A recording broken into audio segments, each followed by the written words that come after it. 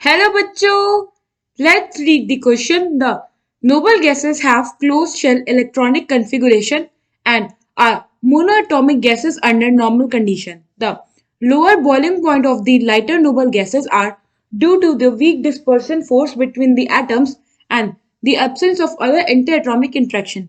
So question में क्या क्या है हमारे क्वेश्चन के फर्स्ट पैराग्राफ में कि जो नोबल गैसेस हैं उनका क्लोज शेल इलेक्ट्रॉनिक कॉन्फ़िगरेशन होता है एज वेल एज ये मोनोटॉमिक गैसेस होती हैं अंडर नॉर्मल कंडीशन में।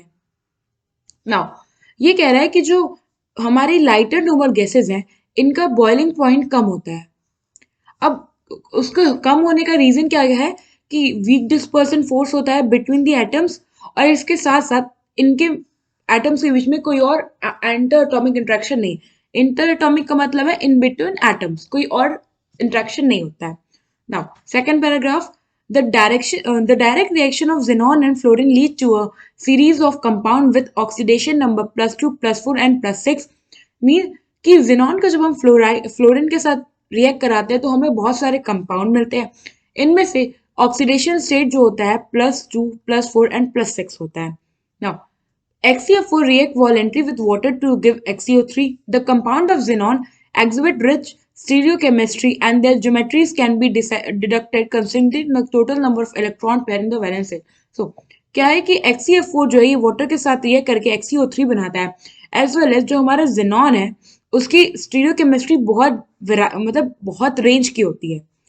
और इसका अगर हमें ज्योमेट्री डिसाइड करना हो जेनॉन के कंपाउंड का तो हम बेसिकली उसे डिसाइड करते हैं by counting total number of electron pair in the valence shell. The structure of XeO3 is option A linear, option B planar, option C pyramidal and option D T shape. So question में क्या कहा है कि हमें बताना है कि XeO3 जो कंपाउंड है जेनॉन का इसका स्ट्रक्चर क्या होगा। तो सबसे पहले तो हम XeO3 का स्ट्रक्चर ड्रॉ करते हैं। ये हमारे पास जेनॉन है। जेनॉन जो है एक नोबल गैस है, इट मीन्स इसका ऑक्टेट कंप्लीट होगा। तो यहाँ पे हमने 8 वैलेंस इलेक्ट्रॉन ड्रॉ कर दिए। अब 3 जो है ऑक्सीजन वो बॉन्ड फॉर्म में, तो ये एक ऑक्सीजन को डबल बॉन्ड रिक्वायर्ड होता है, 2 बॉन्ड बना सकता है। ये हुआ एक, ये हमारा सेकेंड ऑक्सीजन और ये हो गया थर्ड ऑक्सीजन। नाउ अगर हम इस हमारे XeO3 जेनॉन ऑक्साइड का हाइब्रिडाइजेशन देखें तो हमारे पास है 3 बॉन्ड पेयर और एक लोन पेयर, तो टोटल हुआ 4 यानी कि sp3।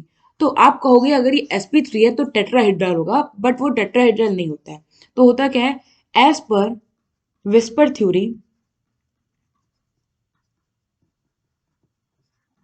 अगर जो कंपाउंड है उस पे 3 बॉन्ड पेयर है और एक लोन पेयर है